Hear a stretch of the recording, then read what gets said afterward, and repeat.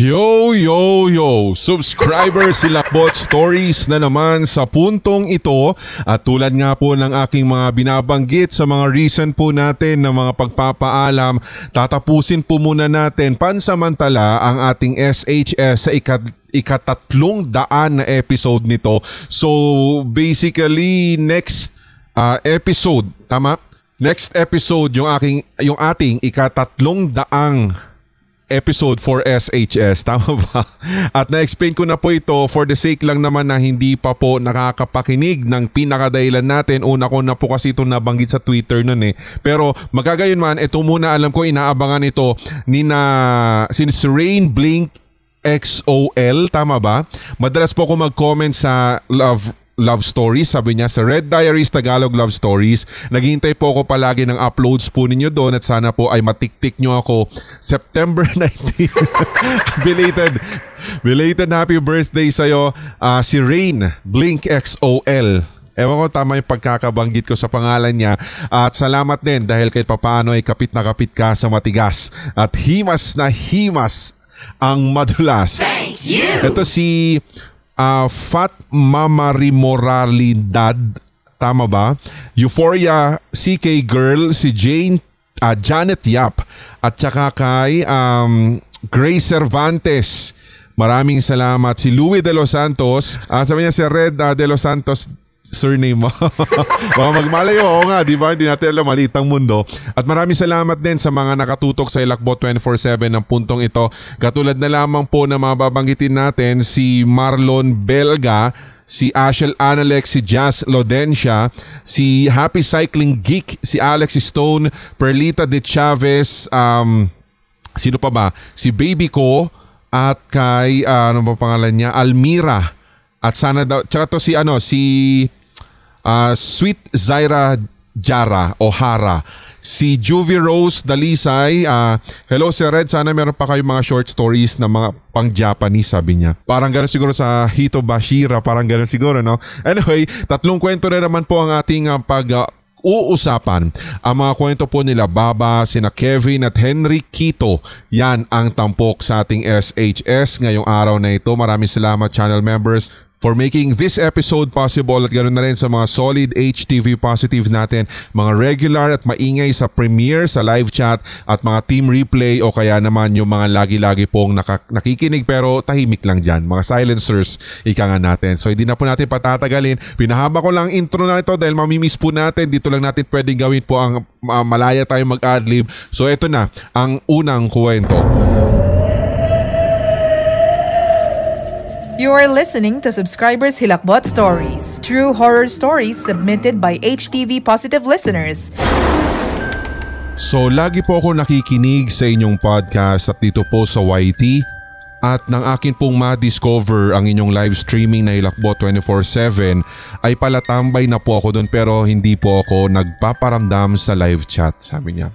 But anyway, ikikwento ko lamang po itong aking karanasan ng 2012 at sa pagkakaalala ko, nasa 3rd year high school pa lamang po ako nito. Kada Saturday and Sunday po at nataon na walang pasok, ipinagmamalaki ko naman po na ako ay umi-extra sa isang junk shop sa Santa Rosa, Laguna. Ang ginagawa lang po namin doon ay naglilinis ng mga bote at nagtatanggal ng mga balat niya, yung mga pabalat, yung mga label, sabi niya dito. Natatandaan ko po noon, Sir Red, na Sabado iyon at 3:00 ng madaling araw. Gumising na kami ng mga ate ko para mag-asikaso. Nilakad lang namin kasi palabas para sa jeep upang nang sa ganon ay mamasahe na po kami at hindi na po kami maglalakad. Yung lutuan namin, tanaw mo yung bukid. May screen daw doon at ito yung talagang butas-butas. Yung para siguro para sa mga insekto. Okay, yung mga screen anyway. So tanaw na tanaw mo yung puno at saka riles. Kami po pala ay nakatira malapit sa riles. So nagpapakulo na po ng mainit na tubig ang ate ko noon. Tapos sabi niya, bantayan ko daw muna yung kanyang pinapakulo dahil maghahanda lamang siya ng kanyang susuotin. Sinabi ko naman sa kanya na, sige po ate. So nung binabantayan ko, bigla po akong nakarinig ng ingay sa labas. Para po siyang nagsisibak ng kahoy, Sir Red. Doon ay nagtaka ako dahil sino sa amin yung gumagawa nun. Isa pa, degasol naman po yung gamit naming kalan. Hindi naman po sa pagmamayabang at hindi naman na kailangan magsibak. Kung meron man po nagsisibak doon, ang alam ko ay si Lolo. Pero bakit naman niya gagawin iyon ng madaling araw? At isa pa, yung sinisibak niyang mga kahoy na iyon ay kanya pong tinatali at kanya ding ibinibenta sa palengke. So naingayan po ako doon kasi natatanaw ko sa bandang kusina na meron talagang taong nagsisibak ng kahoy at nasa may gitna siya ng riles. Napatingin tuloy ako sa labas at pagkakita ko talaga, Sir Red, as in yung tinitigan ko ng maigi. Meron pong damit siyang mahaba. Sibak siya ng sibak hanggang sa fini-figure out ko kung sino talaga siya. Nagtataka ako kasi sa lugar namin dikit-dikit ang bahay at kung bakit walang nagigising sa kapitbahay namin bukod sa amin dahil sa lakas nung pagsisibak niyang iyon.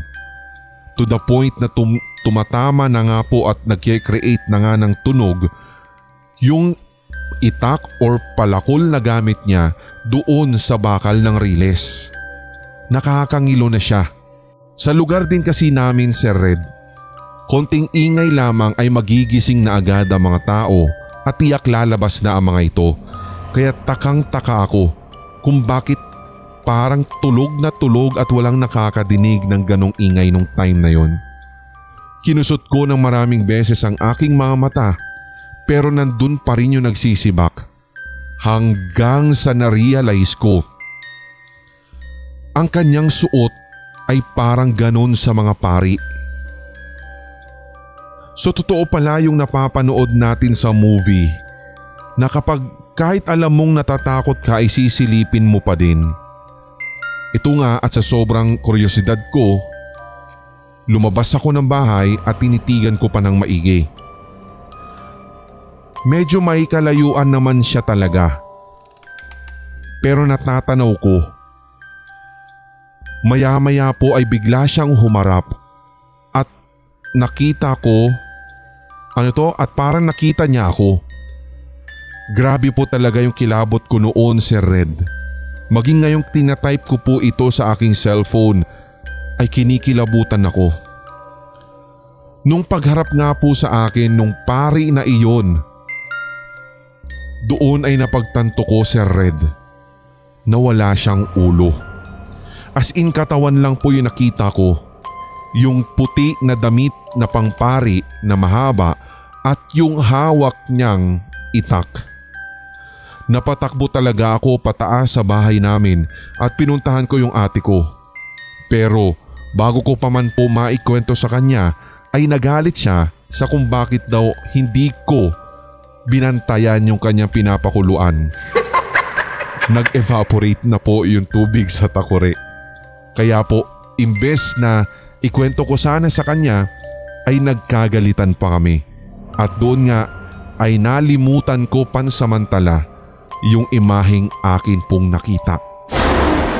You are listening to Subscribers Hilakbot Stories, true horror stories submitted by HTV Positive listeners. Ayun ang mas nakakatakot, di ba guys? Yung magagalit sa'yo yung ate mo dahil hindi mo nagawa yung simpleng inutos sa'yo. Tapos doon ako nag-evaporate na. Grabe naman, ang tagal mo na palang nawala o baka masyadong malakas yung apoy, ganun?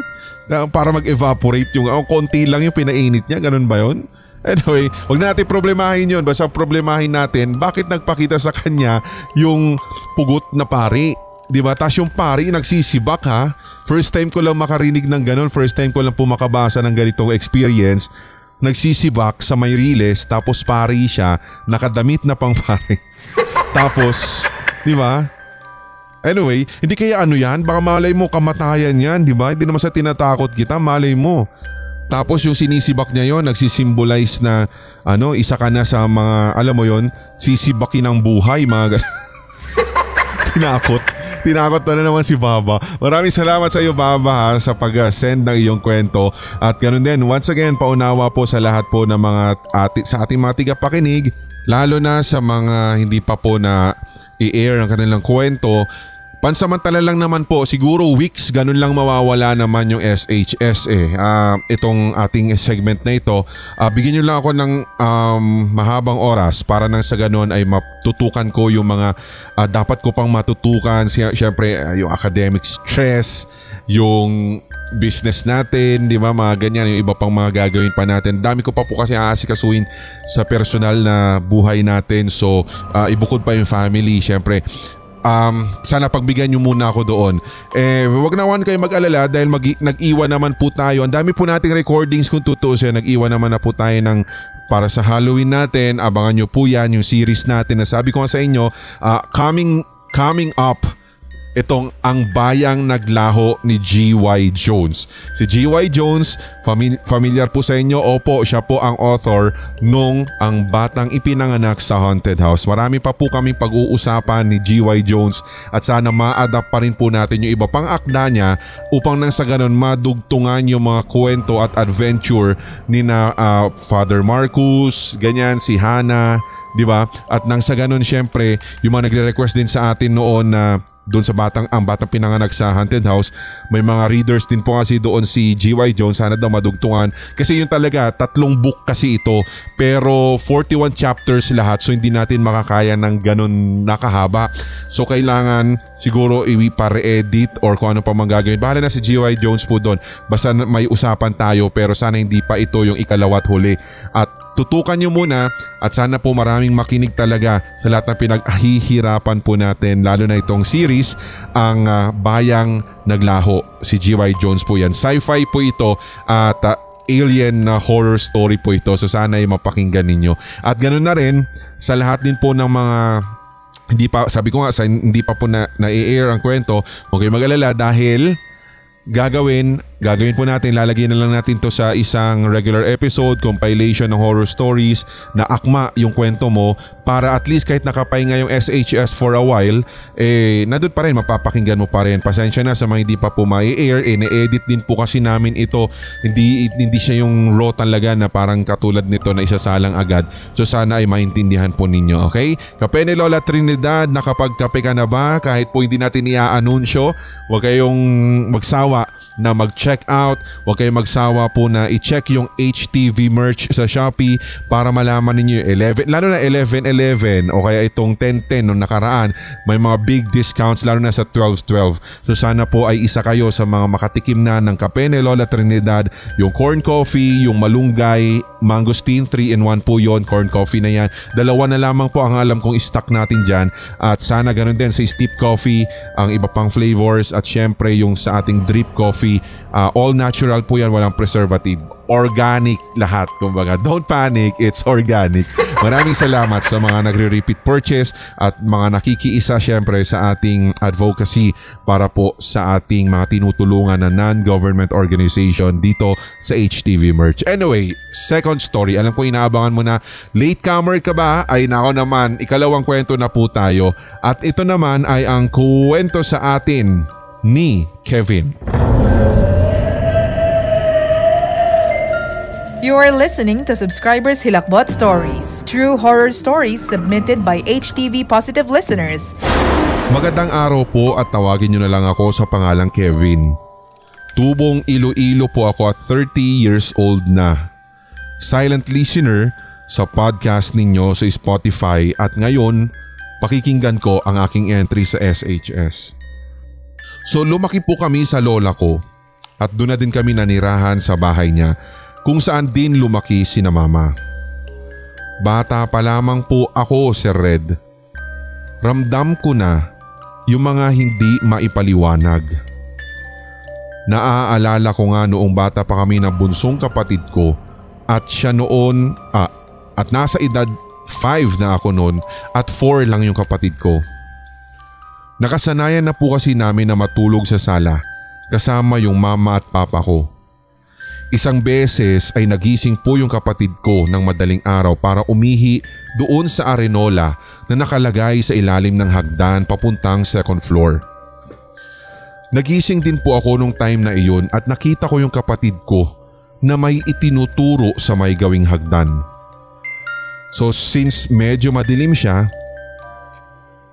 hindi ko po masyadong maaninagan yung tinuturo ng kapatid ko.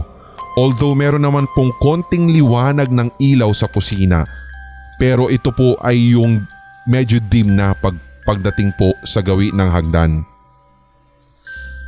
Nilapitan ko yung kapatid ko. Naku-curious po kasi talaga ako kung ano yung tinitignan niya. Paglapit ko, biglang lumiwanag ng todo sa ilalim ng hagdan. At hindi po talaga ako makapaniwala, Sir Red, dahil meron pong malaking tao na nakatayo doon. Hindi ko rin po maipaliwanag kung bakit umiilaw siya ng ganun kalakas o ganun kaliwanag to the point na para na siyang kumikinang at nakakasilaw. Nagising din sina mama at papa at kwento namin ng taong nasa ilalim ng hagdan. Sinabihan na lang kami ni papa at pabiro nga na sinabi niya noon na baka daw si Papa Jesus lamang daw yon. Maaaring sinabi lang niya ito sa amin para hindi po kami matakot.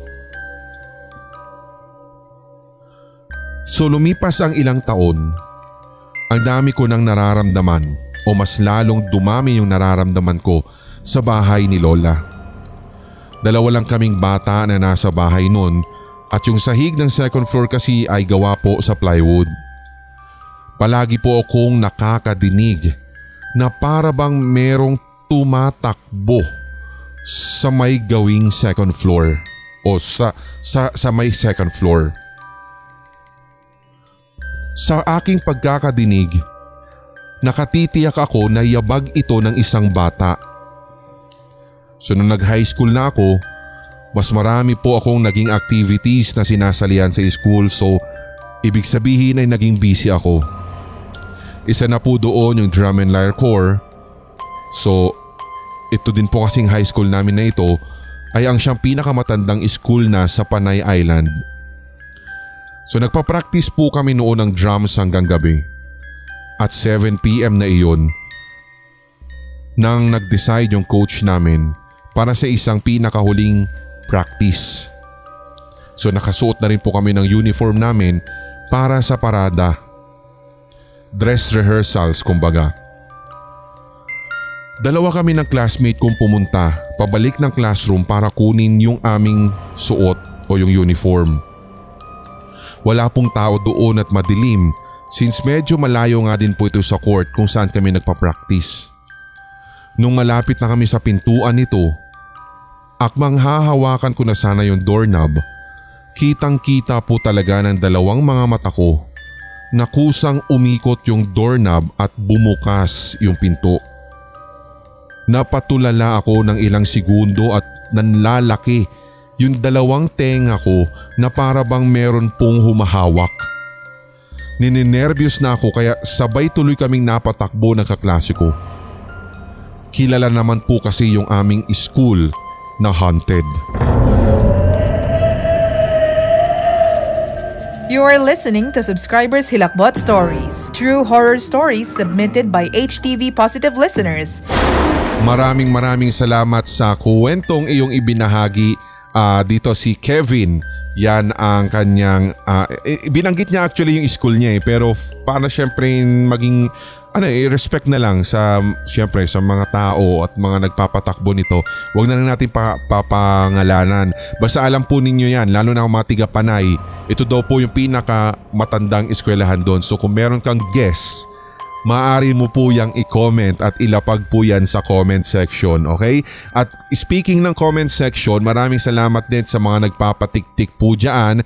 Katulad na lamang po ng mga sumusunod, sina Tara Fabdula, si Vanessa Angeles, si Sweet Centeno. Hindi po kompleto ang araw ko kapag hindi ako nakakapakinig. Pasigaw naman sabi niya. Si Isabel Myrene Gonzaga, si Rames Diasis, si RSS Mr. Jill ba ito? at saka si Archie Alvarez, si MJ6401 at si Carwin Dorado. Maraming salamat. Sabi ko sa inyo, nahihirapan din ako magbasa kasi yung YouTube handle na kasi yung nakalagay po dyan ha. Yung may at ganito. Halimbawa, ito example, sabi niya at Euphoria CK Girl. So dikit-dikit na, so hindi ko alam kung anong real name. Pero magkagayon man, maraming salamat pa rin, okay? At ganoon na rin syempre sa lahat po ng mga silent listeners at ang ating walang sawang pagpapasalamat sa mga channel members. Saan man kayo naroroon. Sino pa ba yung mga laging nag-active dyan? Samson Mabalay, lagi ko nakikita po yan. At hindi ko man isa-isa yung mga channel members natin. Maraming salamat at sana'y wag po kayo magsawa na suportahan ng channel na ito at nang sa ganon ay magtuloy-tuloy din po yung iba pang mga gagawin natin, di ba, para sa labas ng Hilakbot at ng Red Network na tinatawag nila at ganoon na rin syempre sa mga brother YouTube channel natin. Speaking ng Comsec, sa mga nagsasuggest ng topic for Hilakbot Haunted History, doon po kayo sa mismong channel ng HHH para na sa ganoon ay makita din po ng ibang mga admin and researcher po natin na laging online, okay? At nang magawa din po nila yung ma-research nila kung sakaling meron man yung mga gusto ninyong mapanood sa channel na yon. Salamat po talaga sa inyo, okay? Third and last story na po tayo. Katulad na lamang po ng mga naghihintay dito sina Jedmar ba at saka kay Ramil. Salamat. At kay Maki daw, sabi niya dito na lagi daw pong nakikinig dito. Minsan po sabi niya, Sir Red, nagpunta na kami doon sa branch ninyo sa North Fairview. Hinanap ka namin doon pero nasa school ka pa daw. Bakit nyo kasi ako hinahanap doon? Alam nyo naman. Sabi ko kung gusto nyo akong puntahan nyo ako sa NU. Sa Fairview. Doon kami sa sa fifth floor. Oo, yan yun. Lalo na yung mga accounting. Di ba? Palibot-libot lang naman doon eh. Oo, puntahan nyo na lang ako doon. O gusto nyo, minsan punta lang din kayo sa Sugar Town. Doon tayo sa basketball court pag linggo ganyan, meron pong basketball kami doon. Pupunta rin ako doon paminsan, di ba? Maraming salamat. Ito nag-aaksaya pa kayo ng panahon para. Pero maraming salamat kahit pa paano pumunta kayo. Tiga kasi sila, tiga Santa Mesa. Ang lapit-lapit nung isa doon, yung Teresa. Yung isang branch doon na sana kayo. Anyway, eto na, third story. Mas marami na naman daw ang endorsement. Oy, wag nga kayong ganyan. Kung wala yung mga endorsement, hindi rin naman gagana yung mga episode natin. Kayo talaga. Wag naman kayong ganyan. Minsan nga nag-i-skip na nga kayo ng ads, tas ganyan pa kayo. Kaya maraming salamat sa mga hindi po nag-i-skip talaga ng ads. Sobrang thankful po kami, syempre, sa pagtulong ninyo sa channel. Hindi man tayo sikat, di ba? Hindi man ito yung talagang nagbo-boom, maraming views or whatsoever. Pero alam ko kung nandyan lang kayo na may makikinig, salamat talaga. Tuloy-tuloy lang po kami dito sa pag-entertain or pananakot kahit hindi po Halloween. Maraming salamat talaga po sa inyo. Ganun na rin syempre sa mga naka-YouTube Premium at pala kinig sa atin at syempre mga panatambay sa Hilakbot 24/7 at channel member. Sige, ito na po yung last story po natin para po sa puntong ito. Ito naman ay kwento po ni Henry Quito. Pangalan niya. You are listening to Subscribers Hilakbot Stories, true horror stories submitted by HTV Positive listeners. So sabi niya, medyo may kahabaan ito Sir Red, so patawad na po, sabi niya. Ito po ay isa sa mga experience po ng classmate ko. Gusto ko po sana itong i-entry noon sa Manila Encounter, so basically matagal yun na po talaga akong tigapakinig Sir Red. Ngayon lang ako nagkaroon ng lakas ng loob. Sabi niya, ito po kasing building namin sa school ay talagang creepy. Kahit po bago ito, alam po namin talaga na pinagamit na kasi agad sa mga estudyante dahil kulang talaga ng classrooms dito. So in short, wala po talagang naganap na blessing. One time, it was our turn na maglinis ng CR dahil ka-group ko yung kaklase kong iyon sa cleaners. So tutulungan ko na sana siya noon na maglinis kaso pinigilan niya ako. Ang sabi niya, mag-igib na lang daw ako. So yun ang ginawa ko. Pagkatapos po noon ay nagklase na kami, and then nung break time, muli ay itinuloy namin yung paglilinis sa CR. And then nakita ko po yung classmate ko na nasa labas at tinanong ko siya kung may tao ba. Ang sabi niya ay nandun pa daw pala yung kaklase kong nakaranas nito at naglilinis pa. So nagtaka ako kasi kalilinis niya lang doon kaninang umaga, tapos bakit yun na naman yung part na nililinisan niya?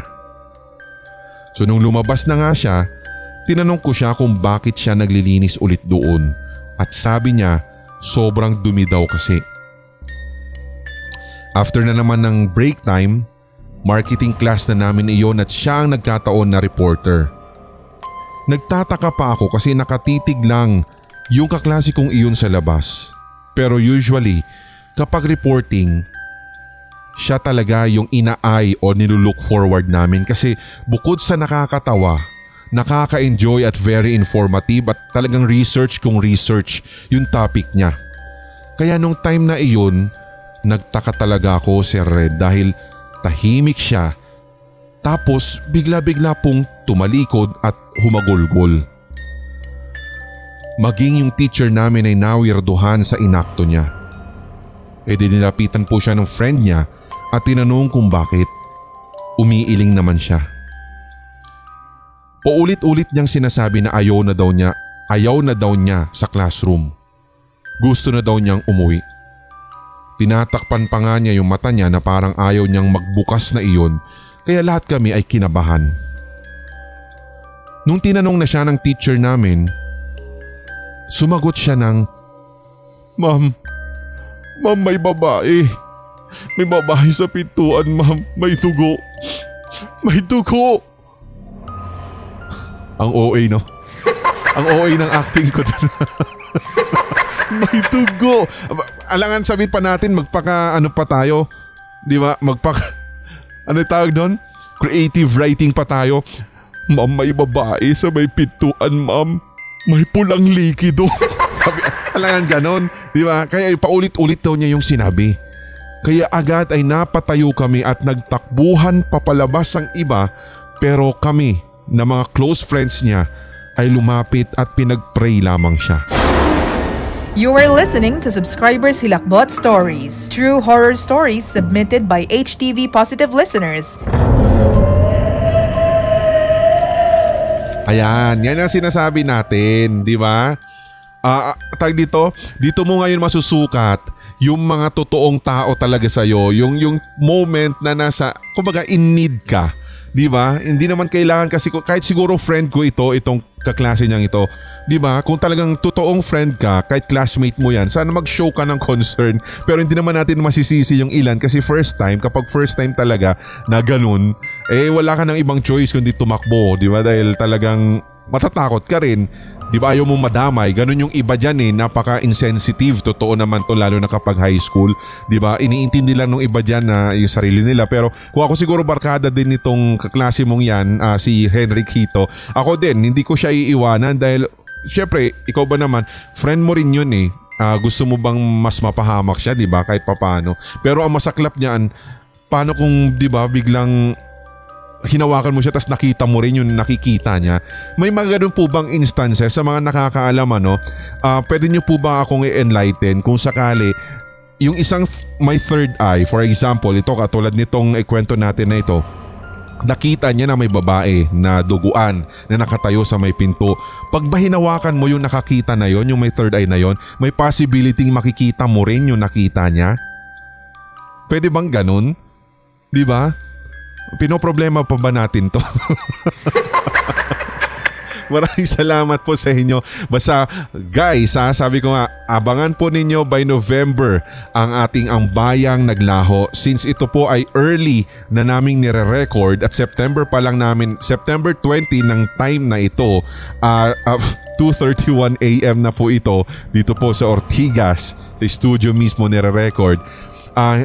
Wala pa, na-record katatapos lang namin na-record itong lahat ng Ang Bayang Naglaho. Pero sabi ko nga, since November ito, ngayong umi-air na itong episode natin na SHS na ito, for sure, baka nakakalahati or natapos na nila natapos na ng production yung story. As in, edit na nila at ready na yan for November. So ngayon pa lang, sasabihin ko na, abangan po ninyo ang Bayang Naglaho G.Y. Jones special, Halloween special na naman po natin ito. Ito po kung tutuusin na spin-off nung spin-off po ito nung Ang Batang Ipinanganak sa Haunted House, at meron po tayo mababanggit na mga lugar doon na somewhat familiar, kumbaga. Kaya yan ang inyong abangan, di ba? Kaya dapat tumutok ka this November, at hindi rin natin alam kung masasabay din ba bilang kapalit pansamantala nitong SHS natin yung Gabi ng Lagim ni Draven Black. Okay, so yan po ang inyong abangan, at sana ganun din, meron pa tayong siguro sana December special, pero wala pang sinasubmit yung mga writer, di ba? Lalo na si Draven Black ata yung for December na naman natin. Medyo naging busy siya ngayong September dahil alam nyo na tag doon yung sa libro niya. Congratulations kay Draven Black. So very proud of you, bro. Sana napapakinggan mo ito, sana ay kahit papaano may mag-send sa kanya, di ba, nito. Although friend ko naman siya ilang beses ko naman na sinasabi na, sabi ko nga sa kanya, unti-unti makakamit talaga niya yung pinakagusto niya. Katulad to, yung maging legit na author talaga, na merong sariling libro, may physical na libro, hindi lang pang Wattpad or online. So ito na unti-unti na, kaya we are so very proud of you, Draven Black. Sana mas marami pang susunod, at sana stay ka lang sa kung papaano, I mean sa level na yan. Di ba? Wag masyado magfo-floating, ha. yung huling mga lumalaki ang ulo dito, pinuputok namin yung ulo. Kaya yon, sabi ko nga, kaya nabanggit natin kasi siya po yung para sa ating December sana, yung yung 12 Nights of Dark Christmas. So sa puntong ito wala pa kami nare-receive, hindi ko po alam kung meron ba siyang ibibigay, although napag-usapan na namin ito sa isang meeting noong April pa. So dahil busy siya, yon, iba talaga pag may libro na, no? Nakakalimot na ng mga YouTube channels. Uy, are you crazy? Hindi, joke lang kay Draven Black. Alam niya naman yan. Kayo naman, may magsusumbong na naman. Channel members, salamat sa mga nag-purchase ng kape ni Lola Trinidad. Kahit hindi ko man po ito i-endorse sa isang SHS episode, since pansamantala po muna tayong magpapaalam dyan. Papahingahin po muna natin kasi kailangan ko po muna talagang ito, medyo hectic or toxic talaga, magiging stressful talaga ang last quarter ng 2023 ng inyong lingkod. So please, sana mapagbigyan nyo po muna ako doon, okay? At ano pa ba? Opo, sa business kasi yon, sa business, sa academics, yon, alam mo na yan kung ano na, hindi ko na kailangang i-explain pa yan. Malaki ka na. Malaki ka na. Ako po muli si Red, maraming salamat. Tuloy-tuloy lamang hawaan para wala ng galingan, at lahat tayo ay solid. HTV Positive. Mamimiss ko pansamantala yung pagsabi nito. Love you guys. May mga kwentong kababalaghan o mga karanasan kang kahilahilakbot na nagmumulto sa iyong memorya? Ibahagi na yan sa pamamagitan ng voice message o kaya i-type at i-send sa sindakstories2008@gmail.com. Maaari ring i-private message sa Hilakbot TV Facebook page. Ating pagkwentuhan ang inyong real paranormal experiences kasama si Red. Lunes at Biyernes. Ito ang Subscribers Hilakbot Stories.